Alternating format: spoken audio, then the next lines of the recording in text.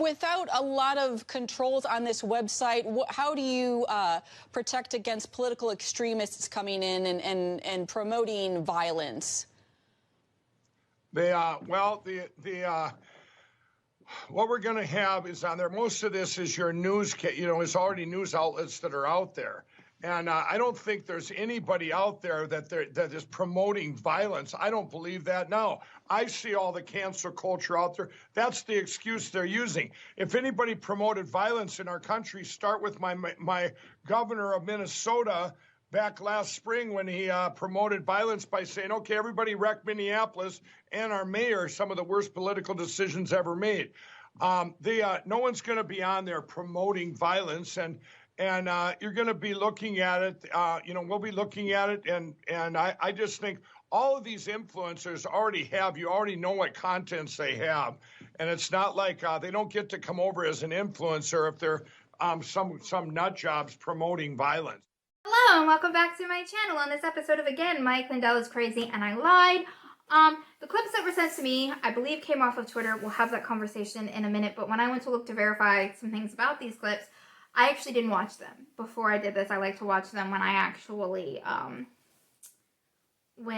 do the video, so I have the freshest recollection. If I have to research something, then I will pause and I will do that. But in this case, there was no research necessary. But the second clip is literally almost a rehash of the first clip, and I don't think it's worth my time. So I won't be showing that clip. It's not worth my time or energy to debunk it, because I already debunked half the clip in the other video. In this one, Mike Lindell is talking about the fact that he doesn't think that there's going to be any violence or any promotion of violence on his new social media app, which I think is a scam. We'll get into that in a minute.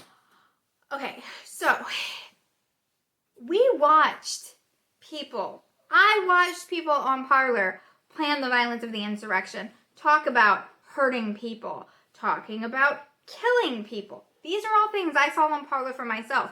When I go to 8kun, there is a lot of stuff on there that is not policed, because it is not policed, and you have a lot of neo-Smozis talking about harming people. You have a lot of just icky people doing icky things and promoting a crap ton of violence on those apps because they're not monitored and they won't be pulled down for that. So the fact that he's being a disingenuous little snot face here and being like, there's going to be no violence, the right is not violence, that is a lie that they're trying to rewrite history.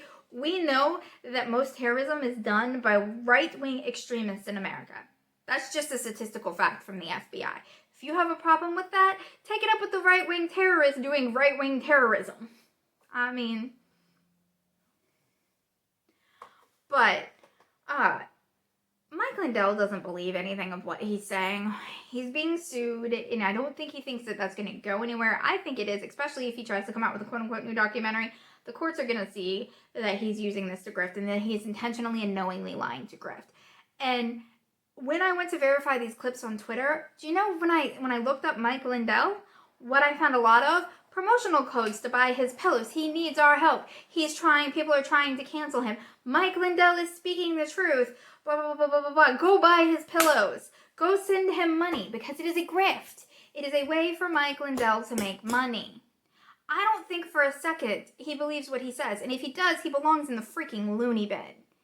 It's a grift, a way for Mike Lindell to make money.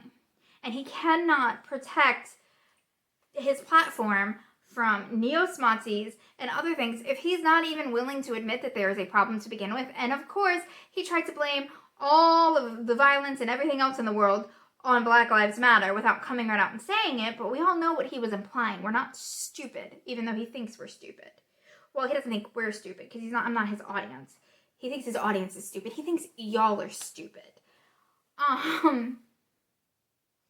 There will be violence. If this app goes up, which I don't think it will, I think it's a grift, there's going to be talk of violence all over it. That's just a statistical fact. If you go on Parler, if you go on 8kun, if you go on 4chan, you will find it. Heck, a lot of the death threats I received came off of people from 4chan, so yeah, 4chan is trash, so is 8kun. 8kun is gross. But that's a story for a different day, and I will see you guys later.